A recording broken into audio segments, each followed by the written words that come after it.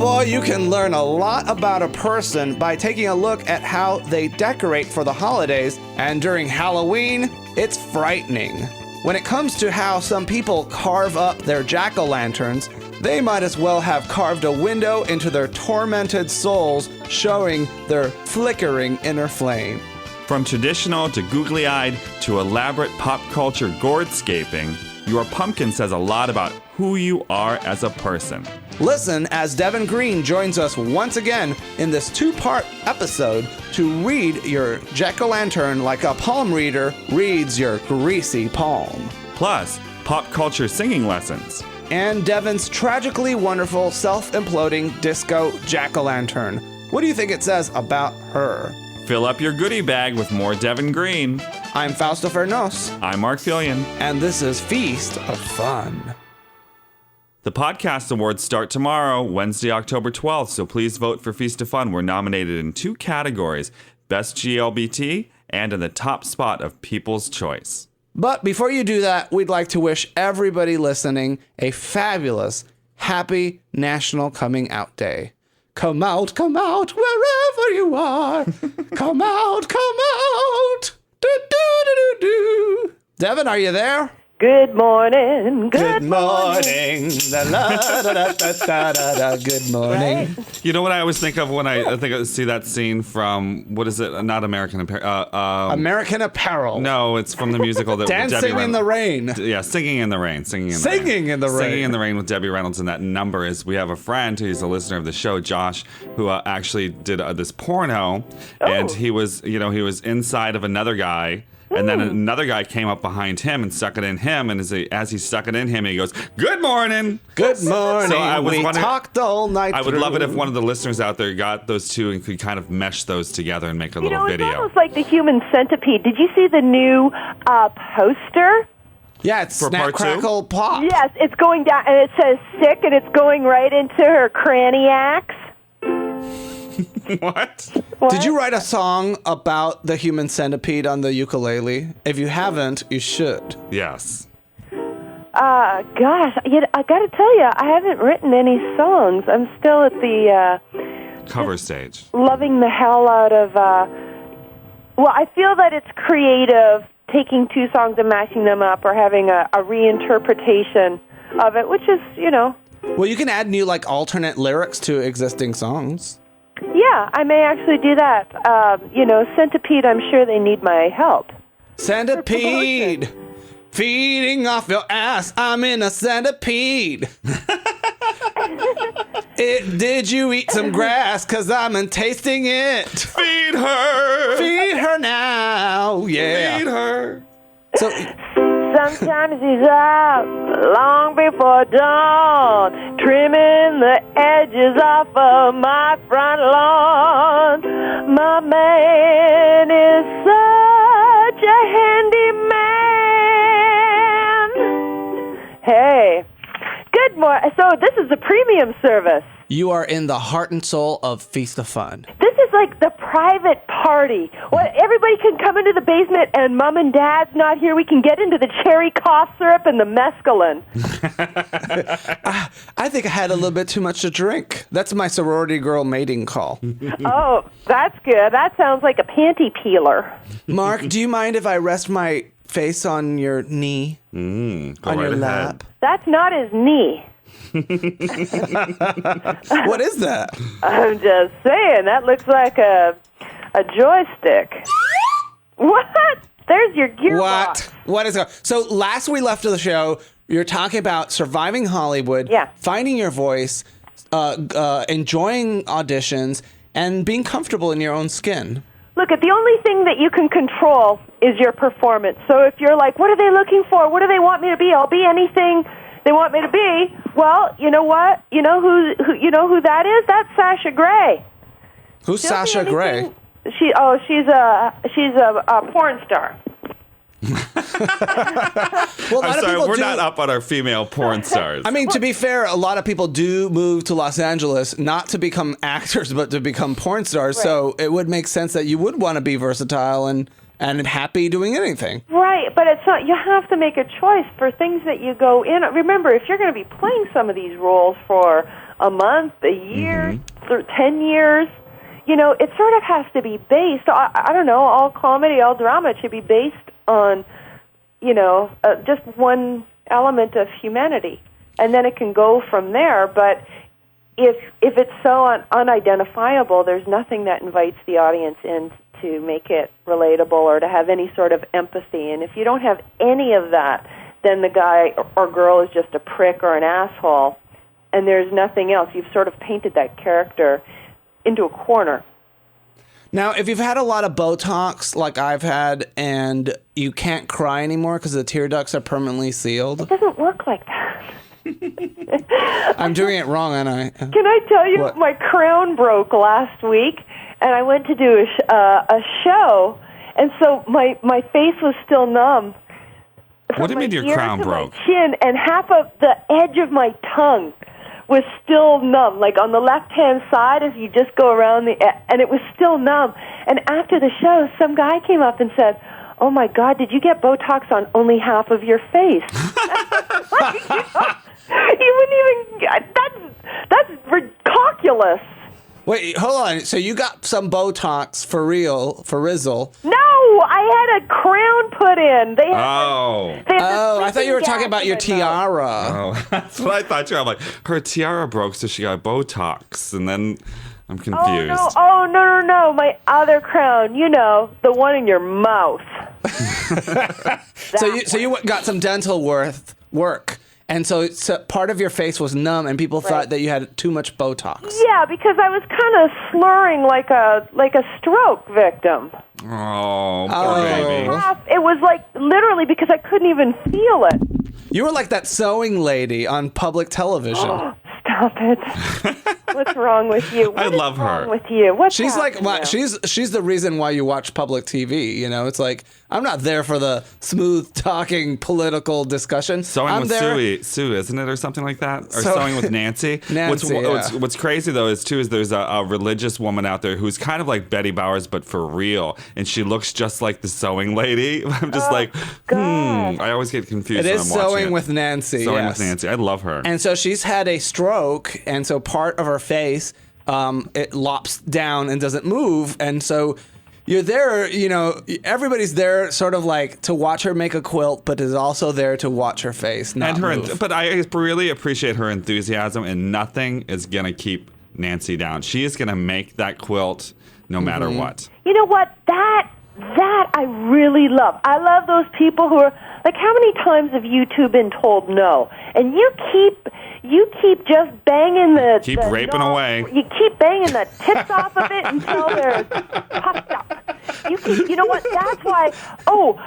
Did you see any of the episodes of X Factor? There was a guy on there. His name was, I believe, Siamese, Siameze Floyd, and he's, I guess, part Prince impersonator.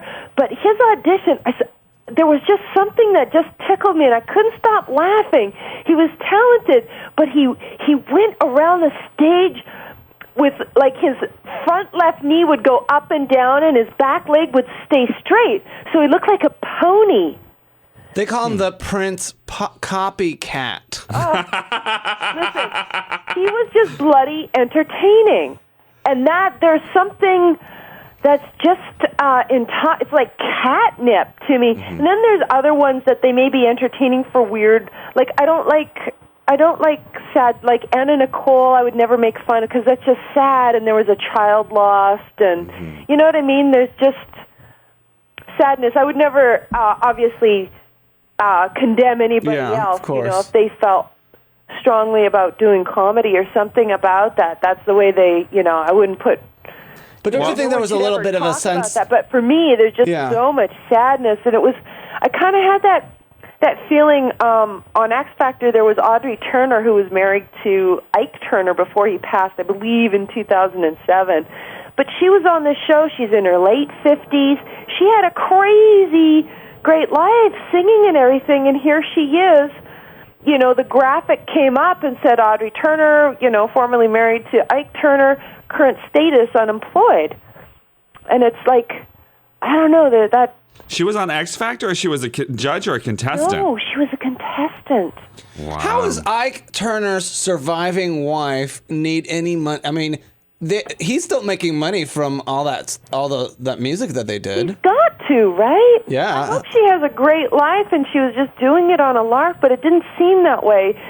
You know, this is another example. Was she the best singer on there? No, not really, but when she sang lyrics, because of her history and her experience, those words came out different. Like, there was a meaning behind it. So when I was telling you earlier in your acting lesson, you have to be really specific.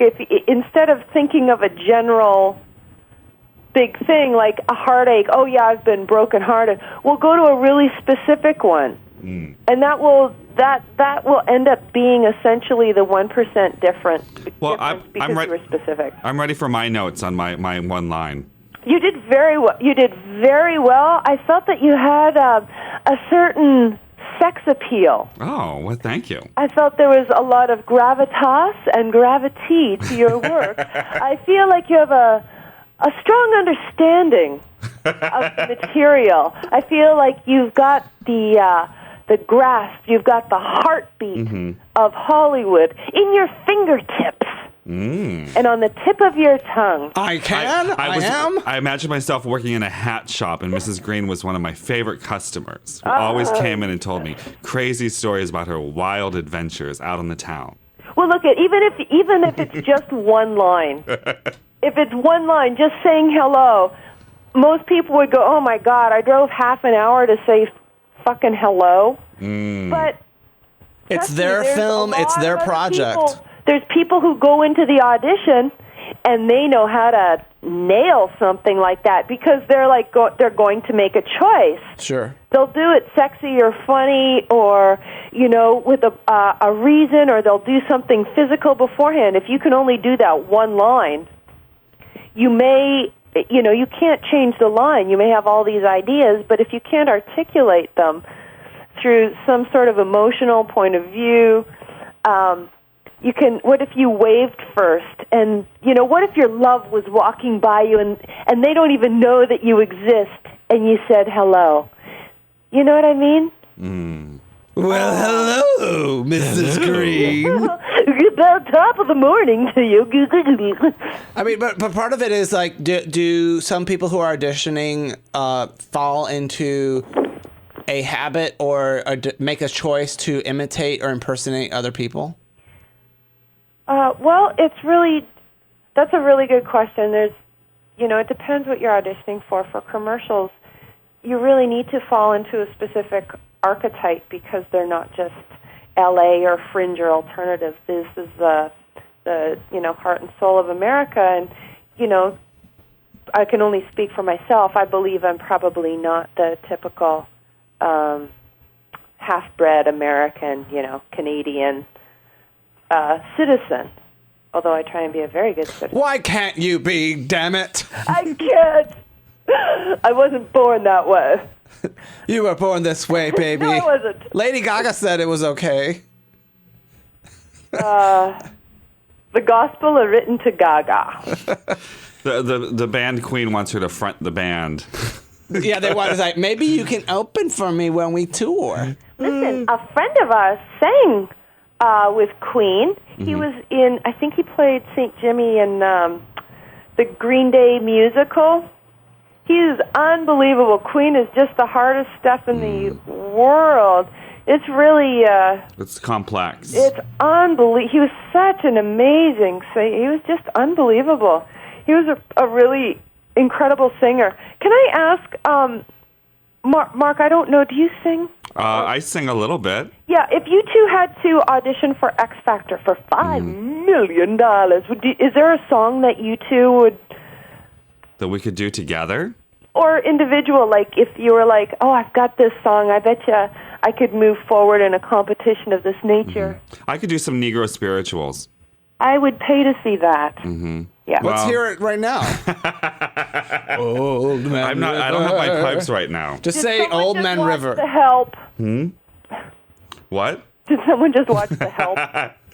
No, I've been reading stuff lately on that kind of thing. So Negro I spirituals. didn't know that. Huh? Say Amazing Grace. Oh, amazing! I can do. How about Swing Low, Sweet Chariot? Let's hear it. Swing low, sweet chariot, coming for to carry me home. Swing low, sweet chariot.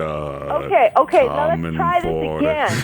Let's try this again with a whole different vibe. Okay. Why don't you make it a twice as fast, upbeat pop song, and you have no clue what the lyrics Swing mean. low, sweet chariot, coming for to carry me home. Swing low, sweet chariot, Yum. coming for to carry me home. Yeah, look at that. You got a brand new song. It's probably, you give that to a 16-year-old, and they're thinking, a cherry what is that? Like a cross between a cherry and an idiot? What? Swing low, sweet chariot. I'm going to take you to heaven before I send you to hell.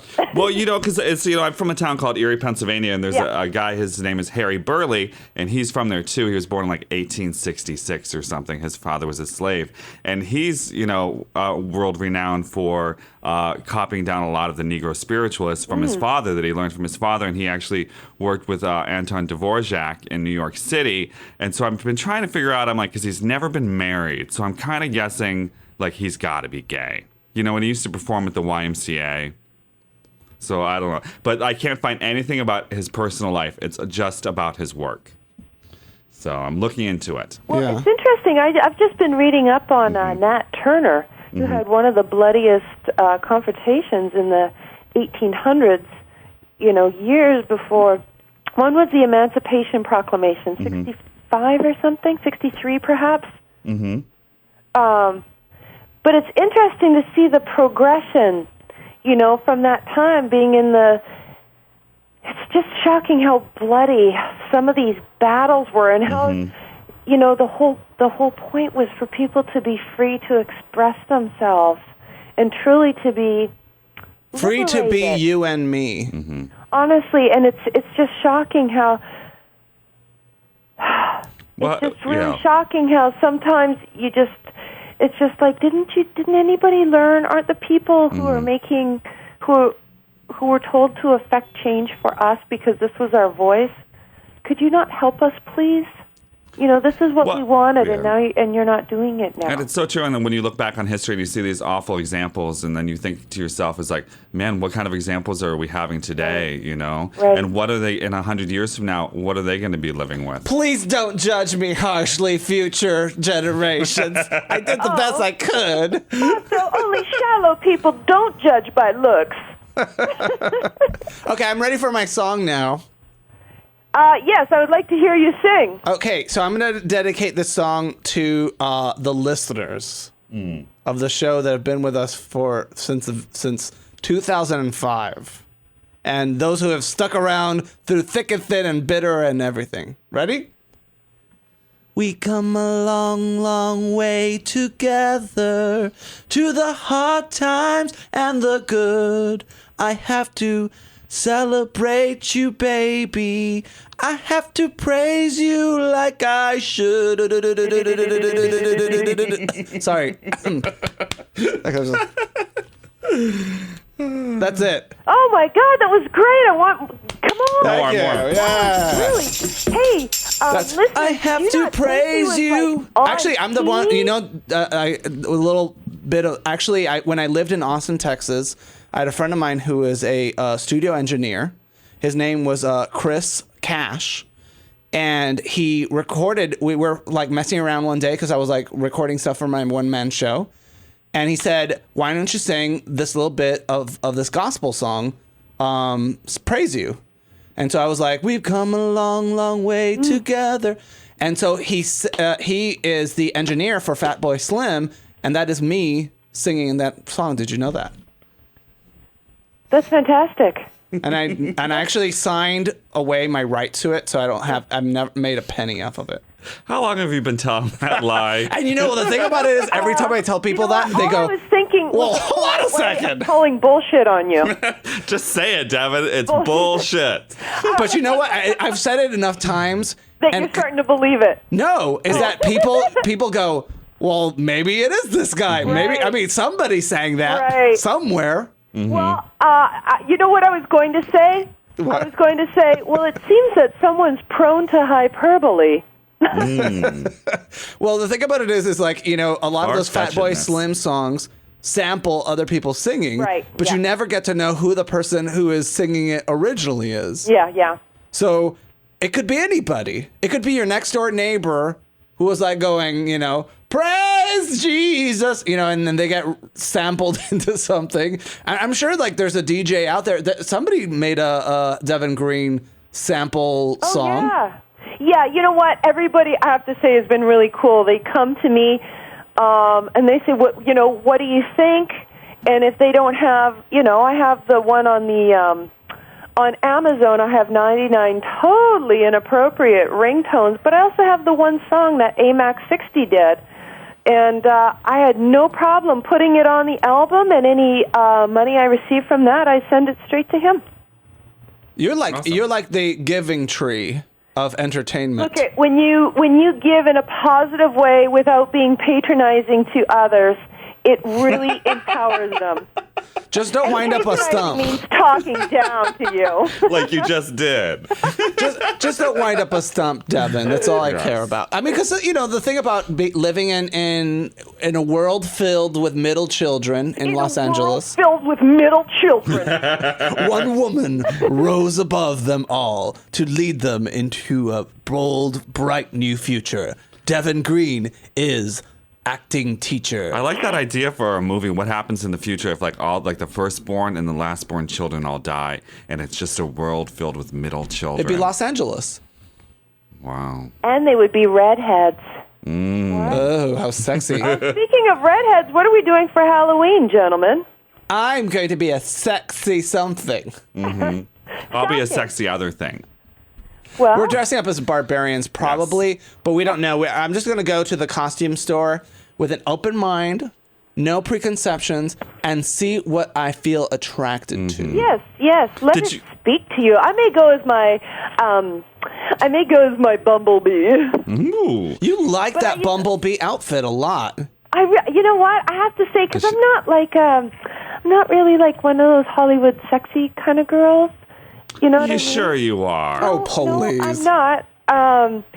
Because I don't feel that. I don't feel like I've got you're made from rarefied, great looks. You know what I mean? Because you're made of real flesh.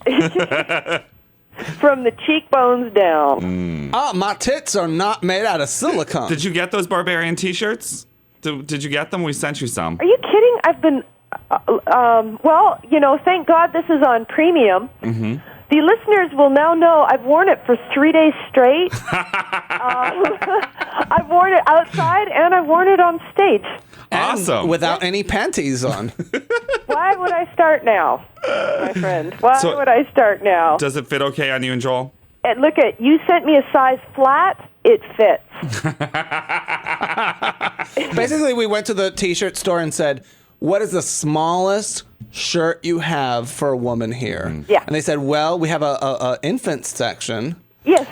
I said, well, take one of those. She's not quite down to her birth weight yet. Very close. Can I just say, I feel like we're in a secret, like we have a private section. We're just having like our intimate conversation with the premium listeners right now. I'm so excited that you started this, and I hope the premium listeners are really getting a boner out of this whole thing. I think this is the best idea. You guys do so much. Well, thank you. Thanks, Devin. Well, you know what really... it feels like? We're underneath the bed. We made a little fort with the mattresses and the blankets, and we're sitting in here, and you turn on the flashlight, and you're telling us stories. So listen, if you're an LA listener, you're free November 18th or 19th, 8 or 10 p.m., I will gladly just email me, Facebook me. if you are listening to my voice right now, go to your keyboard and type me an email saying you will attend. I will put your name on a guest list. Awesome. You will be our special guest. This is only for Mark and Fausto, though. We obviously can't give our show away. No. But for the two of you, happily we'll do that. Can I just mention one thing? Joel asked me to mention it. Mm-hmm. Well, it's his birthday this week. It's our anniversary the next day. But he's finishing up with episodes 9 and 10 of Suck and Moan. It's Vampires versus Werewolves. Oh, yeah. Yeah. And we have a special guest. The special guest is the actor Stephen Smith Collins, who plays the new Pinhead. Oh, wow. Yeah. Without the pins, though. He doesn't look like that all the time. It's time for me to reblog that because it's Halloween. I got to find that episode again. Yes, I think that you should. So the last time I tried to make a jack-o'-lantern for Halloween time. Yes. Did I ever tell you what happened? I thought it'd be cool to do a disco ball, so I spent hours cutting triangles out, and I didn't know you were supposed to pull the insides out, so I just put vinegar in because I thought it would be like pickling it.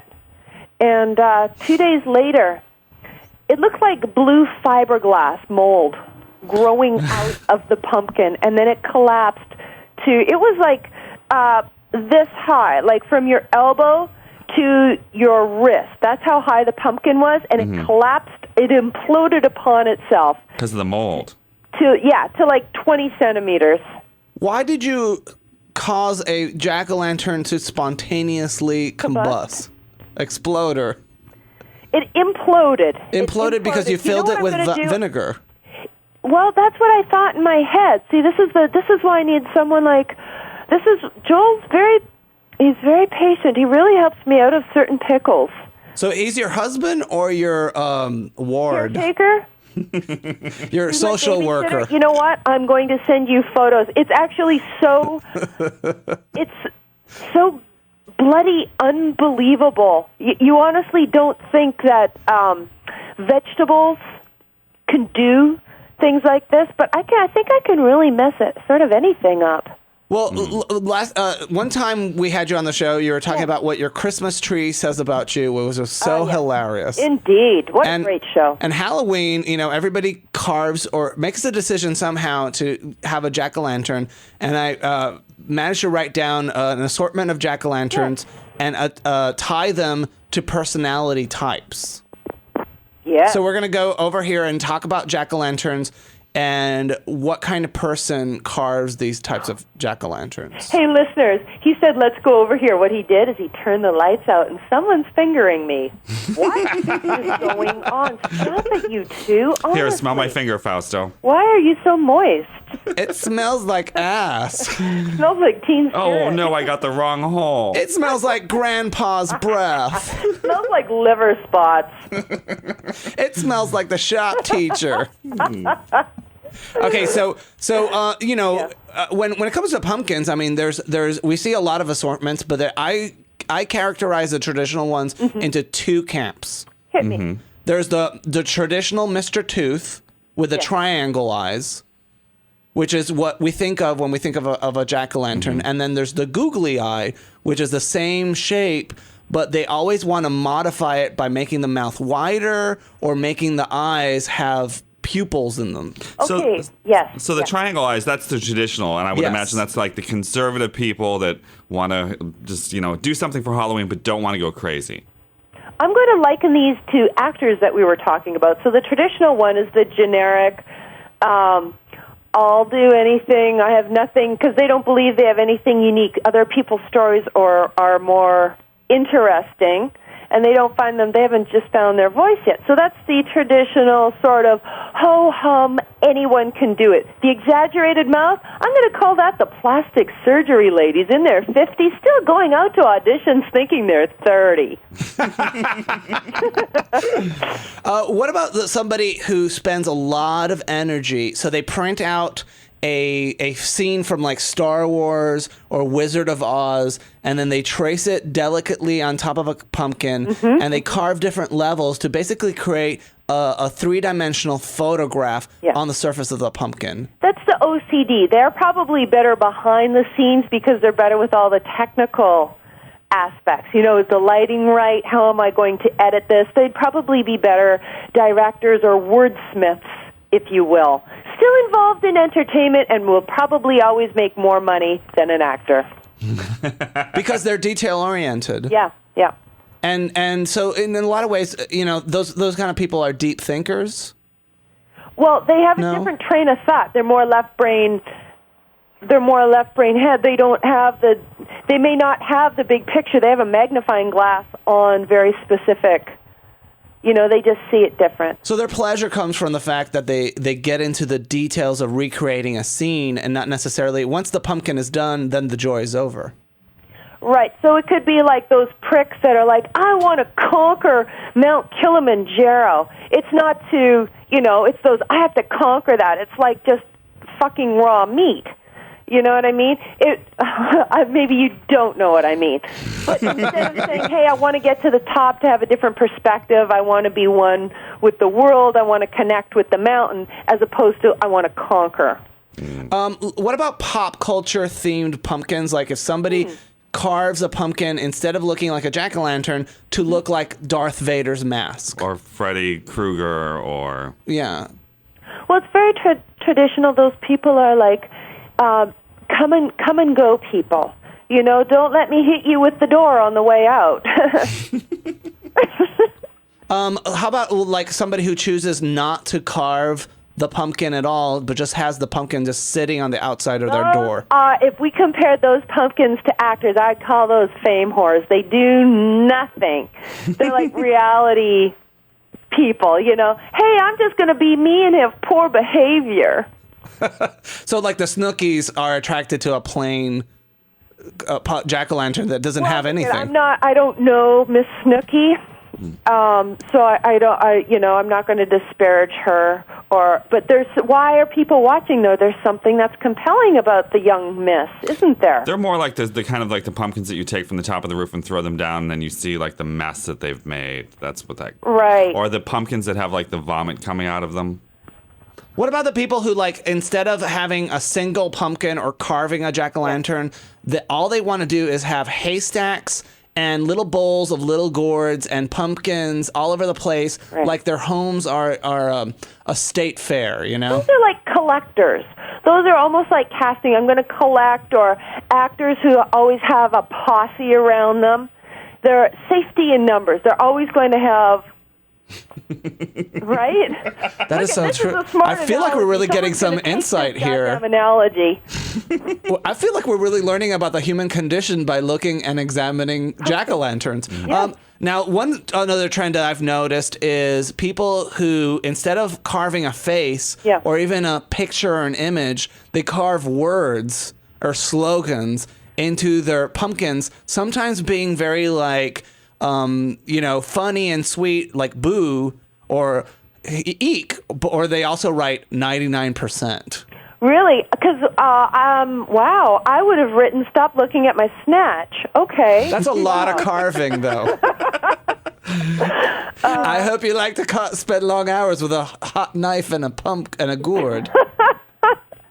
But what does it say about somebody who, instead of having a face on it, they want to have a phrase? Exactly what it says, Mark and Fasto Premium Service. It says that those people inside are trapped, that they don't have a voice, that they need other means to express themselves. And how about... They can't release the words. They're tongue-tied. Here, I'm going to write you a Post-it note. I can't see it, though. Bullshit. Because you still have the lights out. What about people who, instead of carving the pumpkin, they paint the surface and then they glue stuff onto it, even snap on a wig on it, like Mr. Potato Head, but it's a Mr. Pumpkin Head. Mark, I think you're going to agree with me on this one. These are the big actors. These are the over-the-top actors that need to, hey, I'm a clown. Beep, beep, here's my red nose. Whoosh. There's water from there. Oh, ding, ding, ding. Those are buzzer tits. You know what I mean? Those are the big over actors. So those are the people who, what I call them is that they're prop-intensive creative types. It's like a goddamn crutch. It's like a goddamn garage sale is on stage. We went to see a show, and I counted 40 different props in this one woman's solo piece, and I was like, do you need a piñata, a whistle, a frying pan, 6 different kinds of Mexican candy we're not even going to take a look at, and a roll of toilet paper, a can of beer? I mean, a bucket of fried chicken. And I was just like, by the end of the show, the stage looked like a yard sale, you know? Listen, that just fit in his glove box. You should see the trunk. And last but not least, I don't know even what word for this is, nonkins or non-o-lanterns, which is someone... Are you talking English words? Yes. Okay. It's someone who makes a jack-o'-lantern not out of a pumpkin, but like, say, apples or pizzas or basketballs or any kind of thing they carve. Okay, these are the renegades. These are the lone wolf islands. I'm going to do it my way. I've got a vision, and my vision is stronger than what any director will ever tell me. I'm right. I've got a huge ego. You and your fucking apples are a prick. Oh, what a day. What a day we're having. Now I'm scared to invite you over to my house for Halloween because you're going to judge me on my jack-o'-lantern. Judge my pumpkin. Oh, my God. Can I tell you how much fun I've had today judging? You know what? It was interesting. The more that you were talking, I was like, these jack-o'-lanterns embody most actors. So you just said something about acting or jack-o'-lanterns. Hollywood might just do better if it was just acted by pumpkins, maybe. Well, I tend to concur. You know what? I think we just need to keep talking this out, and I'm pretty sure that your Premium Plus listeners will have a very strong opinion of this as well. I'd love to hear what they have to say. More importantly, I'd love to honestly see them on November 18th and 19th in person. You know, people, hey, did you know that Derek and Gerald, they got married? Yes, I do. Yes. Yeah, how sweet is that? I love it when friends get married that we've met, like, virtually and then in real life. It was so super happy for them. It's technically not marriage. It's civil unionized. It's civil union. Of the Deven law. Mm-hmm. No, they're, you know what, in their hearts they're married just when, America smartens up. Did you see that one thing online where they had, all these states first our cousins can marry, and then in only 2 states gays can marry? It was a contrast and comparison between states that it's legal to marry your first cousin and states where it's legal to marry somebody the same gender as you are. Correct. Same gender marriage. It's fine to marry your first cousin. Genetically speaking, you have to intermarry in your family for several generations for things to get screwy. Carrie Fisher says that Hollywood is full of people who've married like their first cousins. Yeah, she's actually right because a lot of people didn't even know that they were related. She explained that really well in her one-woman show. Well, that was wishful drinking. That's just like people getting married, and then it's like all these people getting divorced, and then who knows who's related to who. So, but it's technically incest. Her son or something, or her daughter is like dating somebody related to her. I think she just made that up. I don't think she was making it up. Well, it's a show. Well, it's a show about her life, though. Yeah, but I mean, you exaggerate things and put things together. I don't think that girl's really dating. Oh, my God, you two. It's Canadian Thanksgiving. Stop screaming at each other. Are you doing anything for Canadian Thanksgiving? You know what? I always have a little bit of the Jim Jam. I have some either pumpkin pie or sweet yam or delicious yellow potato. Some smoked meat? Pie. Do you have some smoked meat? No, I don't have the smoked meat. I don't have smoked meat, but I every now and then I have a little a zip of the ice wine. Very delicate. Seal blubber? Pick those grapes. A landlubber. You're right. Is that what you said? No, seal blubber. Seal blubber. Well, those days are over when you live like that and you don't need to anymore. But I will tell you this. Can someone tell me if I've done something wrong? I tried to make cod. Now, is that a particularly stinky fish? No. Yes. I wiped cod on the walls of our palatial estate here. I can't get that smell out of the joint. Why did you wipe cod on your walls? No. It smells like that. I can't get rid of this smell. Febreze? I've tried Febreze, Lysol, and insect repellent. Joan Rivers always said that she would mist her clothes in between shows with vodka. But I don't know. It because I've obviously done something wrong. I'm not quite sure what, but I've done something. You know, the thing is, though, you might have a little bit of that. You might have a little bit of that fish hiding somewhere in your house. Could a piece have flaked off? Because that happened to me once, and I worked in a restaurant. And people were like, "What is that smell?" And we couldn't find it. Yeah. That's like when someone's a real dick and they take a shit in the water tank of your toilet. That's a double-decker. You're right. My cod has double-deckered me. Hey, Renee Lopsided Bull Campbell on Facebook has a comment for you. Happy Canadian Thanksgiving, Deven. Yeah. Love you. Oh. Will you be having a turkey dinner tonight to celebrate? Well, Joel actually has to go out of town on our anniversary and his birthday, so we're actually celebrating tonight and tomorrow. How are you guys going to celebrate? Well, we like to do whatever he wants to do. If he wants to go to Oktoberfest, we're going to go to Oktoberfest and celebrate his Austrian roots. Or if he would, I did make him.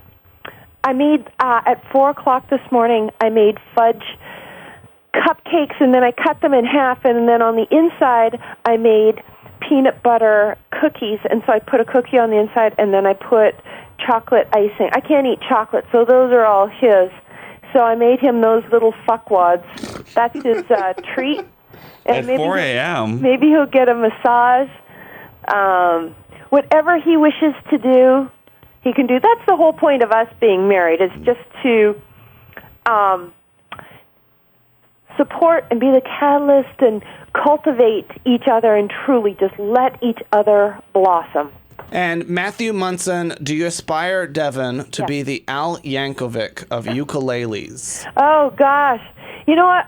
I don't, my stuff isn't honestly that quirky. That's a good question. I might have explained it in sort of an odd way. But if he would like to come to the lounge, I would be really happy to see him. And if there's a song he'd like to do, just he can email me and I'll gladly sing it with him. Or it's just fun, lighthearted, but it's still funny. Like, because I have tips. I get tips when I play. Yeah. And so that like on how to play better? Even if you take even $1, that goes to feeding me for an entire month. So you know, one thing that I like doing on the show is with the audience. 1 second, please. Hold on. What? Yes. You there? Yeah. One thing that I like to doing with the listeners of the show is turning to them and saying, "Hey, let's work on a song together. Let's open source parody lyrics to songs." And so that's how we, like, when Heath Ledger died, we came up with, a Candle in the Wind version. Yeah, for Heath Ledger. That Rick Aiello wrote. And Rick Aiello pretty much, like, is my personal lyricist. Oh, gosh, how great is Rick? You know, when we saw him at Milwaukee Pride, he was such a good, he was like, it was nice to meet him in person, and he was like so good-spirited. Mm-hmm. Well, the thing about it is like, and talented. With someone like Rick, what you do is you come up with a lot of funny lines. Goodbye, Aussie night. Goodbye, Aussie night. Though I never knew you at all. You know, and so you send it to them. Blew you at all. Blew you at all. You were so hot in that movie, Brokeback Mountain. And so you come up with funny lines. And you send it to someone like Rick, and then Rick shoehorns them into existing song lyrics. It's a shoehorn.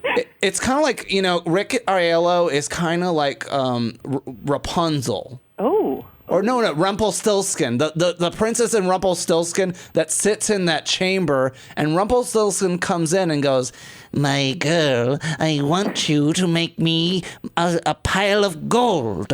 Yes. Yes. And then so he spins it, and you think you're satisfied. And then now you understand why Rumpelstiltskin went crazy. Can you ever be satisfied? Deven, hanging out with you and talking to you on the phone, I just feel like I could do this till I drop dead. I want you to do it. You guys are so great. And I personally just love chitty-chatting with you because it's always enlightening and illuminating. But it's coming to an end. But one thing that I'm going to actually be working on, once all the bugs are ironed. Rumpelstiltskin. Can I tell you, premium listeners, we've recorded it. It is ridiculous, and you will listen to it. You will enjoy it. Because you have 4 great character voices doing multiple voices in an inane script. It's Deven Green's Rumpelstiltskin. Mm-hmm. Yes. And where Rumpelstiltskin has what's her name? Not Rapunzel. It's just girl. The girl. He keeps calling her girl. Girl. Turn straw into, what is it, crystal meth? Gold. No. Gold. Sweet gold. Gold. Gold. Rich people's tea. So premium listeners, please keep your ear to the ground. Why don't we touch base, and why don't you get those financials on my desk by Wednesday? Okay. And you know what also happens on Wednesday is we start voting for the podcast awards. I've got my finger ready for Wednesday. Okay. Set up a timer so you can vote every day. Listen to me. I always vote every day. I honestly do that. Mm-hmm. Oh, I believe you. So what 2 categories? I'm going to quiz you. Yeah. What 2 categories are you going to vote? People's Choice and GLBT. You are so on it. Ding, ding, ding, ding, ding, ding, ding, ding, ding. Listen, there's very few things that I tell the truth about, but this is one of them. If you believe it. Oh, yeah, I do I really feel like my vote is going to make the difference. Mm-hmm. That's what I feel like. If I don't do it, it's like, oh no, it's like something's wrong. It throws the matrix out of the day. It's part of the system, their algorithm that they use. Lives? No, if you vote every day, that's taken into consideration. They actually said this. It's not the number of people as equally important or even more important. It's not the number of people that are voting. It's how often they're voting as well. So a show with a small number of an audience can actually win over a show with a much larger audience that is not as engaged. So one of the things that they factor in is audience engagement, because advertisers, that's what they really care about. It's not the size of the ocean, it's the motion of the ocean. It's not how big it is, it's what you do with it, big boy. Oh. Is that a grape in your pocket, or you want to peel me? What? Hold on, that's not it. It's another kind of fruit, but I don't remember. Deven, it's a pleasure. People can follow you on Twitter and go to your site, devengreen.com, right? Of course. On YouTube, you can go to Mrs. Betty Bowers or The Deven Green.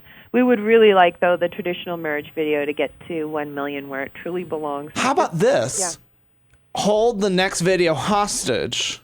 But make a video as Betty Bowers and say, good soldiers of Christ. Wow. I will be called home. Wow. If I do not reach 1 million views of this video. Lingo. Wow, that's shocking. Well, you know what? It's going to take 1 month to do. And this video, which I have to say, the top 5 ways to ignore Jesus, I think we're going to probably release it in moments. Today or tomorrow. But I'm really hold back on it and just hold it hostage. I know your fans are like, don't, Fausto, just let her post it. Fausto, here's the problem with that. It's a great idea for other people, but for me, you know how I am. I like to put out. You're the giving tree. I gave my branches, and then I gave my stump until there was nothing left. And then I had roots. And I had those roots, and they went deep into the... And then a squirrel had my nuts in his mouth. Oh, Deven, it's a pleasure. Are you going to leave us with a song? Do you want to play a song at the end? Do you have a song, or am I putting you on the spot? You know what? I had to change phones because the other one died. Okay. So this is a sort of an oddball one. But next time... Okay. Next time, that would be super swell. I'm really super proud of you two. I love the both of you, and I'm really glad. If you're listening to this now, I know that you're the kind of listener that Mark and Fausto, they embrace all their listeners. But thank you for that super support, because I honestly, I am a super fan as well. Oh, and we're fans of yours, Deven. How I am. Deven, I would not be podcasting today if it wasn't for you specifically. And it's like, it's your friendship and your charisma and your devotion and dedication to things that even when I get an internet bill that is like shocking and frightening, and I'm like going, oh my God, why am I doing this? And I just go, I'm rich because I know someone like you. Oh, thank you. Listen, both he means of you, it. You both, let me have a final judgment. You both have the X factor. You're through to the next level. Yay! Hey, happy Canadian Thanksgiving. Yes, happy coming out day. What are you going to come out as? Well, I was going to say something really awful. You know what? I actually have to censor myself right now for the first time. Even for me, it's inappropriate. Oh. Well, I'm sure after the show. You'll tell me later. Yeah, it's pretty bad. I'm an idiot. I love you guys. I will talk to you soon. And hip, hip, hurrah. Feast of fun. Woo! Woo! Bye. Deven Green lives in Los Angeles, California. You can check her out. Once again, devengreen.com, home of fabulousness. She plays the ukulele and sings songs, and then she also does a comedy act with her husband, the hunky actor Joel Bryant. And just if you have the opportunity in your area to see them perform, it really is. It's a religious experience, and I don't say that lightly to anybody who appreciates a warm, giving, really engaged performer. If you want to, if you're an actor, consider taking one of Deven Green's comedy workshops, because it's about learning how to connect with an audience and how to feel comfortable in your own skin, and we can never work on that enough. I think that's why LGBT people are attracted to theater and to performance and those kind of things, is because what are you showing me? That's her pumpkin that I just opened up the email from Deven. Oh my God, that her is pumpkin that she carved little triangles out of that. It's collapsed. very creative, Deven, I have to say. So we're going to post that in the premium section. Deven's tragic, moldy disco pumpkin that looks like it looks like as if Carol Channing was an evil woman, died, and was reincarnated as a rotten pumpkin. Mm-hmm.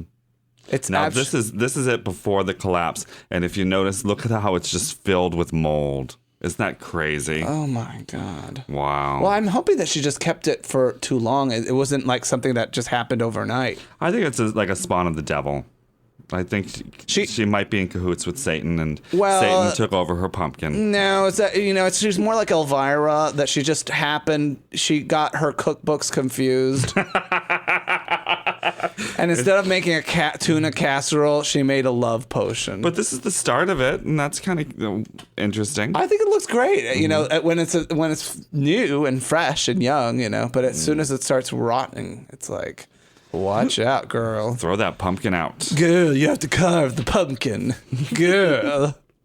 So listen, this is the end of the part 2. We thank the listeners so much for listening, and we urge you to come back tomorrow. We're going to be talking to more fabulous people this week as part of the premium podcast. If you haven't subscribed yet, well, you obviously are listening to this and you've subscribed, but urge your friends to join up. We cannot do Feast of Fun unless everyone jumps into the fabulous swimming pool and joins our private little secret party. Because later this week, we're talking to Cassandra Fever, and we're also talking to Scott. Let me get his last name. He wrote a book called Gay in America, so it's like a photo book. He's a photographer. He's a photographer, yeah. And so he's telling the story about, gay people and their lives throughout America. And Cassandra Fever, as Elvira Peters, I'm confusing the woman who plays Elvira, Cassandra Peterson, has a drag queen clone of her named Cassandra Fever, and she is in a lot of ways the drag queen that helps Elvira be as fabulous as she is. And so she's like a one drag queen army of Halloween fabulousness, and Cassandra Fever comes from a long line of Halloween store carnies that open seasonal stores and infiltrate your neighborhood with all sorts of delicious costumes and Halloween decorating ideas. And so Cassandra Fever is going to come on the show and share with us some amazing stories of running Halloween stores, working with Elvira, and give us some blow your mind Halloween costume ideas on the cheap. But those pop-up stores, the Halloween pop-up stores, are kind of a newish phenomenon, aren't they? Weren't they typically, year-round stores people would go to year-round, and then I guess they just discovered that I've always seen them through the years. There are more of them, but as I think Halloween's just become a more popular holiday as we've gotten older. But it's like, I mean, I remember as a kid, costume stores opening, even like the grocery store takes over, has now a dedicated aisle. Right. So it goes from being, back to school to tampons to Halloween to Thanksgiving to Christmas to Easter and back and forth around, so. Did you see the photo that I did of Madonna? Everybody's still asking me, is that Madonna naked or is it not? I'm like, it looks like Madonna. It looks like her naked body. I mean, why wouldn't it be not Madonna naked? Who took pictures of her naked and put it out on the internet? Some person I think she leaked those herself. You think? I think she did. So it was too risque even for the standards of our website. So I had to Photoshop a picture of a cat. And I just went to one of those icon libraries and typed in cat, and I found this kind of scared cat head, and I stuck it on her vagina. Well, she wasn't really showing her muff anyway, though, was she? It was enough of a Brazilian bikini wax thing that I just didn't want to risk the internet censors coming down on us. It was a little too lurid. Yeah, even for our site. Hey, Madge, this is a family show. Watch. Actually, I thought her body's beautiful, and I hope when I'm her age, my body's as beautiful. I hope your breasts are as light and plump as Madonna. Her legs are fucking killer, man. Those are she has some strong legs. Schwarzenegger thighs there. I mean, those things are rocking. It's insane. I mean, she's an Amazon. 5 foot tall Amazon, but she's still a 5. Well, when you're a dancer, it's like the legs. They always say the legs are the last things to go. So, and then your mind. And then your mind. So there you go. Salute to you, Madge, and to Lourdes. And don't let anybody tell you your body isn't beautiful, because it truly is.